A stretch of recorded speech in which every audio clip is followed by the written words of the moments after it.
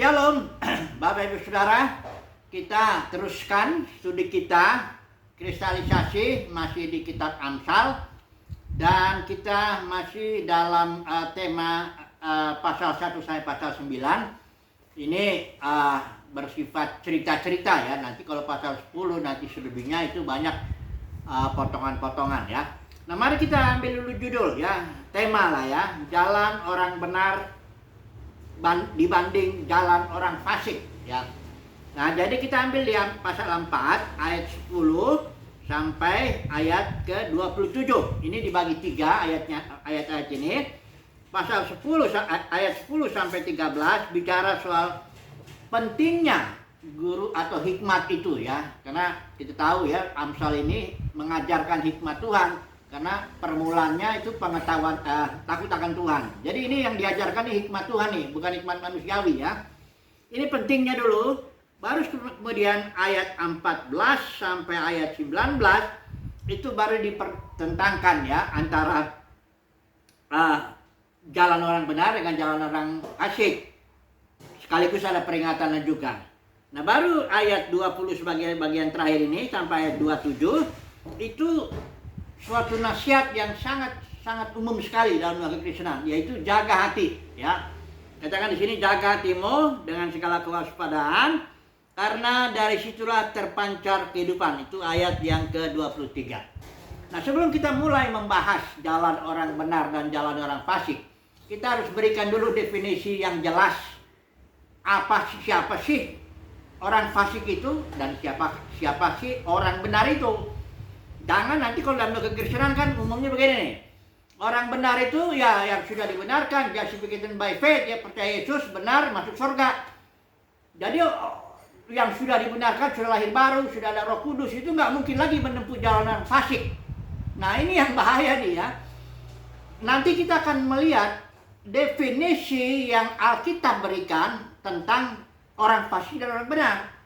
Ya, supaya jangan salah ya. Kalau kita lihat nanti di dalam Matius itu orang benar, orang Kristen yang lahir baru yang menunggu ya. Contoh ya, di Matius 25 itu 24-25 itu misalnya hamba yang jahat ada dengan hamba yang baik dibandingkan. Ada di situ garis bijaksana, garis bodoh. Ada di situ hamba 5 talenta, 2 talenta, 1 talenta. Itu semuanya orang Kristen. Kenapa? Karena dia sedang menunggu mempelai, menunggu Tuhan Yesus Kristus datang kedua kali, kalau orang Kristen dia bilang. Tapi sebagian yang bodoh ada, yang bijaksana ada. Ada hamba yang rajin, yang malas, baik hati. Ada yang rajin, yang malas ya. Ada hamba yang jahat, ada yang baik. Jadi hati-hati ya kalau mendefinisikan. Pokoknya kalau dalam bagi Kristen pokoknya lahir baru, masuk surga, percaya Yesus sudah dibenarkan. Tunggu dulu ya, jangan buru-buru. Kita lihat dulu lah definisi. Definisi itu sangat penting ya. Dalam pengetahuan keilmuan itu ya, atau scientific knowledge. Itu definisi sangat penting. Contohnya, saya beri contoh lah. Pulau. Kita mau bicara soal pulau nih. Definisikan dulu pulau itu apa. Sebelum definisinya jelas nanti kita kacau. Dijelaskanlah dulu. Pulau itu daratan yang sepenuhnya dikelilingi oleh air laut. Jadi kalau orang ngebayangin, pulau itu ada pulaunya besar, ada pulaunya kecil. Itu pulau ya, daratan yang dikelilingi seluruhnya oleh air laut. Barulah diselidiki. Setelah kita sama pandangan kita tentang pulau, baru diselidiki. Barangkali tumbuh-tumbuhannya, barangkali binatangnya, atau orang-orang yang tinggal di situ. Misalnya kalau ada komodo di situ, ada yang bilang pulau komodo dan sebagainya. Intinya, kita harus sama dulu, sepakat dulu definisi kita. Orang benar itu apa? Dan orang fasik itu apa? Ya. Nah, kita minta bantuan sebentar dari Mazmur pasal 50. Sebenarnya ini sudah kita bahas ya. Definisinya. Saya coba dulu buka sebentar ya, Mazmur pasal yang ke-50. Ini sudah kita bahas ya, tapi supaya kita mengulang dulu lah ya. Apa yang dimaksud Alkitab itu fasik ya. Perhatikan, ini istilah Ibrani fasik itu rasa, R-A-S ya, H-A, itu fasik yang dimaksud. Karena istilah itu Ibrani itu nanti sama dengan yang di Amsal, jadi kita bisa tahu nih ya. Nih, dikatakan orang fasik itu ya. Mazmur 50 ayat 16. Tetapi kepada orang fasik Tuhan berfirman, apa urusanmu menyelidiki ketetapanku dan menyebut perjanjianku dengan mulutmu ya. Padahal engkaulah yang membenci teguran dan mengesampingkan firman-Ku. Jadi orang fasik itu bukan orang yang di luar umat Tuhan, bukan. Ini umat Tuhan yang bahkan dia justru menyelidiki ketetapan-ketetapan Tuhan, menyebut-nyebut perjanjian Tuhan, tapi nolak firman, nolak teguran. Itu yang dimaksud orang fasik. Artinya di dalam umat, kalau Israel ya dalam orang Israel itu, ya contohnya lah yang generasi pertama yang keluar dari Mesir. Itu enggak semuanya orang benar, ya. Semuanya sudah diberkati Tuhan. Di Mesir diberkati, di padang gurun diberkati, mau minta apa dikasih. Tapi ketika di Kadesi Barnea itu setelah jalan 2 tahun itu ikat perjanjian semua itu generasi pertama di Gunung Sinai.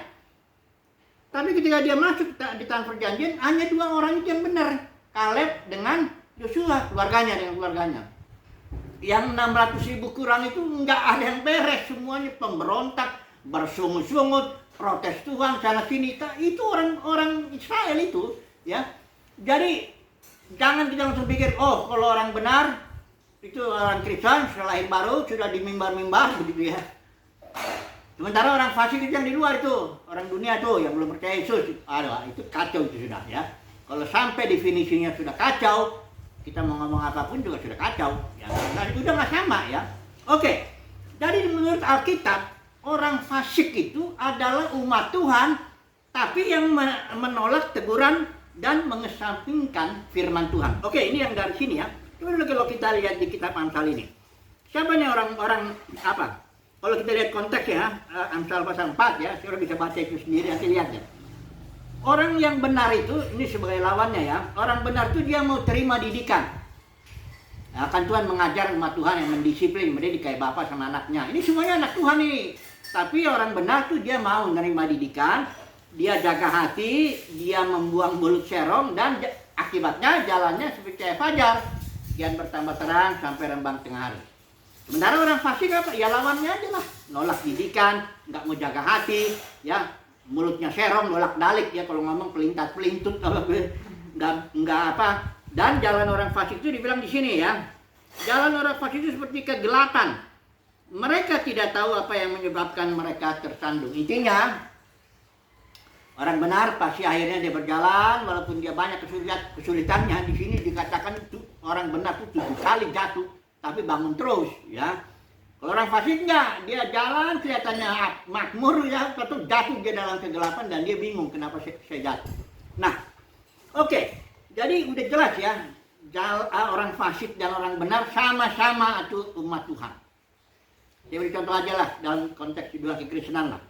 Bisa enggak yang di mimbar itu, pengkhotbah itu, ya, memberikan karunia mujizat, kesembuhan, bernubuat demi nama Tuhan, dan mengusir setan demi nama Tuhan, bisa nggak dia menempuh jalan orang fasik? Jawabnya sangat bisa. Hanya nanti ketika Tuhan Yesus terus terang, Matius 7, surat catat, Matius 7 ayat 21 sampai 23, itu saat di mana Tuhan Yesus ketika kedatangannya, dia datang sebagai hakim, menghakimi umatnya. Di situ Tuhan Yesus terus terang, ya. Ada orang di situ yang ngomong gini, Tuhan, bukankah aku bernubuat demi namamu? 1. Bukankah aku mengusir setan demi namamu? 2. Bukankah aku mengadakan banyak mujizat demi namamu? Tuhan Yesus enggak menentang ini loh. Enggak menentang, enggak, kamu enggak bernubuat demi namaku, demi nama setan kamu. Enggak gitu Tuhan Yesus jawabnya. Tuhan Yesus bilang, seolah-olah bilang gini, benar, emang kau mengusir setan demi namaku, bernubuat demi namaku, membuat banyak mujizat demi namaku. Tapi, ayat 23 bawah, engkau melakukan lawlessness atau anomia atau tidak menempuh jalan hukum kerajaan sorga. Nah itu yang sedang kita pelajari ini sebenarnya. Apa ini jalannya ini? Jadi sudah jangan bayangkan, kita sepakat dulu ini sesuai dengan Alkitab, kecuali kalau udah mau dengar dunia kekristenan dan tidak mau lagi menguji segala sesuatunya sesuai dengan Alkitab, ya itu terserah aja. Tapi kalau Alkitab bilang yang atau gini, guru palsu itu jangan langsung bilang, oh guru palsu itu di luar dunia, bukan orang Kristen itu. Aduh, ini yang repot. Jadi intinya sekarang gini aja lah. Yang mau mendengar lah ya. Yang palsu dan yang asli semuanya di dalam gereja. Yang fasik maupun yang benar semuanya dalam gereja. Semua orang udah lahir baru, semua orang udah penuh Roh Kudus, bahkan bisa membuat karunia mujizat, mengusir setan, berbuat demi nama Tuhan dan sebagainya. Ya, oke, tangkap dulu itu satu.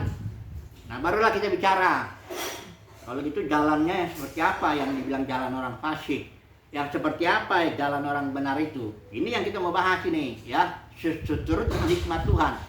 Mari kita melihat nih jalan ya. Istilah jalan ini itu suatu sikap hidup, suatu kondisi hati, atau fokus lah. Nanti saya mau coba bandingkan dengan Yakobus. Yakobus juga bicara soal hati, mendua hati ya. Itu dua ayat itu, Yakobus 1 ayat 8 dan Yakobus 4 ayat 8. Sama-sama bicara hati ya. Ini dulu saya baca dulu ya.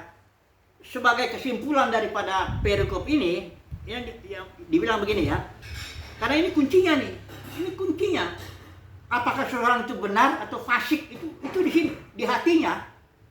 Perhatikan ini, ayat 23. Jagalah hatimu dengan segala kewaspadaan. Karena dari situlah terpancar kehidupan. Atau jalan orang fasik, jalan orang benar. Itu ditentukan hatinya. Hati seseorang. Bukan dulu perkataan, bukan dulu apa. Karena bisa jadi orang hatinya kemana, perkataannya kemana. Walaupun ya pada akhirnya ketahuan juga ya, kalau ditekan dia keluar juga itu yang di hatinya. Tapi oke lah. Kita bandingkan dulu ya, apa maksudnya di sini jaga hati itu. Tentu yang dimaksud ini sesuai perikop, sesuai konteks. Yang dibilang jagalah hatimu sesuai dengan hikmat yang kubeberkan di pasal 4 ini. Caranya menjaga hati dengan cara merenungkan perkataan-perkataan hikmat. Itu yang bisa menjaga hati kita. Karena hati kita ini licik, lebih licik dari segala sesuatu katanya. Kita nggak bisa jaga hati kita dengan kekuatan sendiri maksudnya. Nggak bisa. Kita hanya bisa jaga hati kita dengan perkataan-perkataan hikmat. Dengan kekuatan hikmat itu. Ya. Oke, kita langsung lihat dulu Yakobus lah. Pasal 1 ayat 8.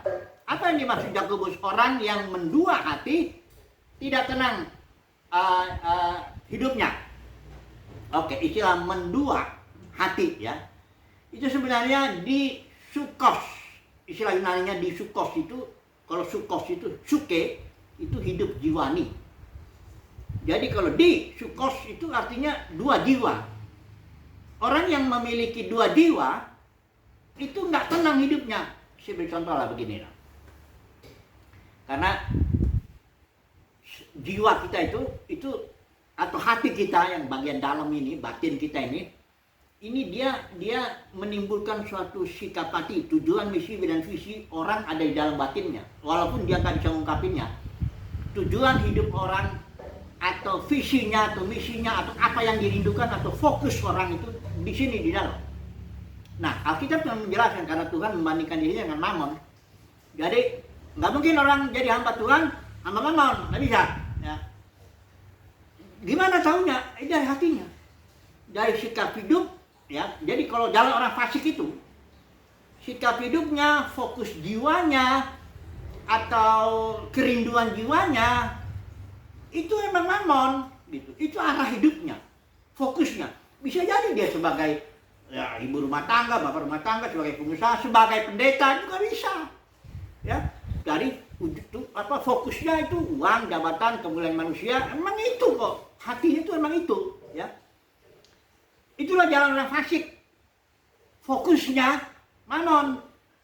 Nah, sementara jalan orang benar itu fokusnya Tuhan, pengenalan Tuhan, perkenan Tuhan, beribadah kepada Tuhan, dia berusaha menyenangkan Tuhan, kira-kira begitu. Tapi ada orang yang dua hatinya. Nah, ini persoalan yang dibilang di Yakobus itu. Saya beri contoh langsung aja deh, gini deh. Dulu sebelum saya bertobat itu saya punya kebiasaan merokok. Dari SMP saya sudah ngerokok. Karena kebetulan bapak saya udah ngebebasin, malah dikasih duit supaya yang penting kamu belajar, udah terserah merokok. Ya, boleh. Karena bapak saya juga dulu 4 SD pun sudah ngerokok dia. Jadi dia cukup konsisten lah ya. Cukup fair lah. Jadi saya tuh dulu sebelum ditangkap Tuhan saya di 2 SMA, bukan saya mau ditangkap Tuhan, dan Tuhan sendiri yang masuk ke dalam hati saya dan mengganggu kehidupan saya. Saya dulu punya banyak kebiasaan ya, anak muda lah ya. Jadi begitu masuk, lahir baru lah katakannya, benih Kristus masuk ke dalam. Ini mengganggu ini, jadi kayak dua saya punya jiwa, seolah-olah begitu ya. Yang biasa sisi, saya senang punya kebiasaan banyak. Salah satu yang saya sebut tadi merokok. Nggak ada yang ganggu saya, orang tua saya ngedukung, kasih uang dan sebagainya. Nggak ada yang ganggu. Ya, saya perokok berat itu. Tahu-tahu begitu Tuhan Yesus masuk tanpa saya undang itu, dia main masuk aja, dia mengganggu saya. Akhirnya saya jadi nggak tenang. Ya, kenapa? Karena punya dua jiwa. Yang di satu sisi saya pengen nyenengin Tuhan, karena sudah masuk kan benih Kristus itu. Ada Roh Kudus. Ya, saya mau nyenengin Tuhan satu sisi, tapi sisi lain ini saya punya keinginan nih, hidup lama saya nih, aduh, punya dua jiwa begini, akhirnya saya nggak tenang benar. Setelah saya katakan setelah bertobat, hidup saya malah jadi sengsara. Karena apa? Ada dua tarikan. Yang satu pengen ke Tuhan, yang satu pengen ke keinginan daging saya. Nah, ini jadi susah. Setelah itu saya belajar diajar Tuhan ya, untuk bagaimana dengan firman Tuhan. Inilah ajaran hikmat ini, yang membuat fokus hati saya jadi satu. Sekarang fokus saya satu. Arahnya kepada pengenalan Tuhan ya. Arahnya kepada bagaimana berkenan kepada Tuhan. Tujuan hidup saya juga itu bagaimana saya mengakhiri pertandingan saya dengan baik. Bagaimana memelihara iman. Bagaimana mencapai garis akhir. Tujuannya satu udah. Bukan berarti gak butuh lagi nih makanan, minum, pakai. Semua orang juga butuh itu. Tapi enggak itu fokus saya. Misalnya gini ya. Kalau ada orang yang muji kita, enggak apa-apa. Atau orang yang mengkritik kita, enggak apa-apa juga, karena bukan itu tujuan kita. Ya. Kita hanya punya tujuan satu aja, fokusnya. Jadi jiwa kita tenang. Ya, walaupun bukan berarti nggak banyak masalah, tapi kalau hati fokus hidup kita tuh, jiwa kita satu, nggak mendua hati, hidup kita tenang. Ya. Dan Alkitab bilang kalau orang benar tuh seperti cahaya fajar, dia terbit pagi itu lama-lama tambah terang. Hati-hati, terang bukan berarti tambah kaya. Nah ini kalau orang udah mamon, ya jadi ngomongnya terang, mamon lagi, duit lagi. Emang kalau guru palsu itu yang ngomongnya duit, karena emang itu arah hidupnya. Nah kadang-kadang susah juga ya. Tapi inilah ya, Alkitab katakan, jaga hatimu supaya dia satu fokus, jangan jadi dua. Fokusnya satu aja. Kadang-kadang gini aja deh, lebih bagus udah pilih aja satu. Mau dunia, mau uang, mamon, ya udahlah. Kadang-kadang orang dunia tuh lebih damai dia. Kenapa? Dia satu fokusnya. Dia cari uang aja udah. Yang penting kaya, udah itu aja. Ingin kaya ya udah satu aja udah. Jangan malah kalau yang gua sudah melayani Tuhan tapi ingin kaya. Nah ini Yakobus surat Timotius bilang, orang yang ingin kaya masuk dalam jerat-jerat yang empat beber, dibeberkan tuh jerat tuh yang membawa kebinasaan. Ya jadi fokusnya satu aja lah intinya. Mau kita dikasih kaya, mau enggak, itu nggak masalah, bukan itu. Tujuan hidup kita satu. Kayak Yesus itu satu tujuannya. Kitab Ibrani bilang, menyenangkan, dia suka akan kehendak Bapaknya. Bukan berarti Yesus senang menderita, disalib. Enggak, di Taman Getsemani juga dia bergumul. Seandainya mungkin, biarlah kawan ini, kayu salib ini lewat daripada aku. Karena secara manusia aku juga nggak mau menderita begitu. Tapi, kata Tuhan Yesus, jangan kehendakku, karena dia bilang, biarlah kehendakmu yang jadi. Karena Yesus sangat cinta kepada kehendak Bapaknya. Jadi di Taman Getsemani itu dia memilih. Ini ada salib, ini ada kehendak Bapa. Ya, masih dua nih dia. 3 kali tuh Yesus berdoa. Jangan kehendakku tapi kehendakmu. Begitu Bapa yang ketiga Bapa satukan bahwa kehendakku engkau meminum cawan itu. Makanya Yesus bilang, masa cawan yang diberikan kepada Bapakku enggak aku minum, ya. Itu sesuai dengan Yesaya 53 bahwa kehendak Bapa meremukkan Yesus itu. Jadi Yesus itu satu jiwanya, tenang makanya hidupnya, ya. Walaupun masalahnya banyak sekali, tapi jiwanya satu, fokus kepada kehendak Bapa, suka kehendak Bapa. Udah, selesai lah, ya. Maksud saya selesai, jiwanya tenang. Makanya Yesus bilang, datang kepadaku, ya, aku lemah lembut, rendah hati, jiwamu kan tenang, ya. Jadi kembalilah kita ke para Amsal ini. Apa sih jalan orang fasik? Kita ambil kesimpulannya dulu, ya. Simpulannya dulu. Apakah jalan orang fasik itu? Jalan orang fasik itu suatu jalan yang ditempuh atau langsung diterapkan. Ya, orang Kristen lah, gitu aja lah ya. Jadi nanti kalau orang fasik, selalu nanti orang pikirannya di luar Kristen lagi. Ya. Jalan orang fasik itu, ya, atau orang Kristen, ya. Nah, itu banget jadi Kalimantan. jalan orang Kristen yang fasik, gitulah ya. Artinya yang udah lahir baru, yang udah melayani Tuhan, yang udah khotbah-khotbah itu apa semua dan sebagainya lah. Ya, intinya orang Kristen lah ya. Jalan orang Kristen yang fasik itu dia memiliki dua jiwa begini, ya. Ya tentu dia akan mencari Tuhan. Oh, memang dia dalam dirinya ada hidup Kristus kok. Tapi dia juga ini cinta uang, cinta jabatan, cinta hormat manusia. Itu dulu. Dan dia ini nanti nggak tenang hidupnya satu. Malah dibilang ini bisa jatuh, bahkan di pengadilan Kristus yang nggak bertahan.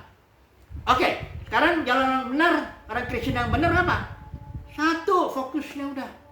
Ya. Udah dia hanya hidup ini, Tuhan aku mau aku mencari kehendak-Mu ya. Aku berusaha berkenan di hadapan-Mu. Nggak peduli, dia kadang-kadang dipuji orang, nggak apa-apa. Dimaki orang, ya nggak apa-apa juga. Dapat makan daging, nggak apa-apa. Dapat makan tempe, nggak apa-apa. Semuanya dia bisa bersyukur, karena fokus itu, kan itu, dia fokusnya bukan uang jabatan soal ini, enggak. Dia butuh makan, tapi dia fokusnya jelas, Tuhan, satu, udah. Ya. Bukan dia orang sempurna, bisa jadi dia gagal, kayak Paulus lah. Paulus itu fokusnya satu, ngikutin Roh Kudus saja. Makanya dia bilang aku tawanan roh, ya. Tapi bukan berarti Paulus pernah di akhir hidupnya itu murid-murid dia bicara oleh bisikan roh, nasihatin Paulus supaya jangan pergi ke Yerusalem. Paulus karena semangatnya kali gitu ya, pokoknya aku rela mati pun di Yerusalem, oke lah. Dia nggak dengar itu bisikan roh. Jadi Paulus pun bisa gagal, orang sekelas Paulus pun bisa gagal mendengar suara Roh Kudus. Tapi seluruh hidup Paulus itu satu, hidupku bagi Kristus ya. Hidupku bukan aku lagi, Kristus ya. Jadi dia cuma ngikutin aja apa yang Tuhan mau. Nah itu dia yang dimaksudnya orang benar ya. Jadi sekali lagi jelas ya kesimpulannya. Jadi panjang aja. Kesimpulannya ya, orang Kristen yang fasik ada dua tujuan hidupnya. Ada dua hati, ada dua jiwa. Satu ke arah Tuhan, satu ke arah uang, jabatan, dan kemuliaan manusia. Orang Kristen yang benar, yang udah lahir baru, satu tujuannya, Tuhan. Bukan berarti dia nggak peduli dengan bumi ini ya, jangan ini. Karena dia pokoknya fokusnya mengenal Tuhan. Oke lah, mudah-mudahan pembebaran ini bisa membuat kita menjadi jelas ya, jalan orang benar itu kayak apa, dan jalan orang fasik itu seperti apa. Haleluya, amin.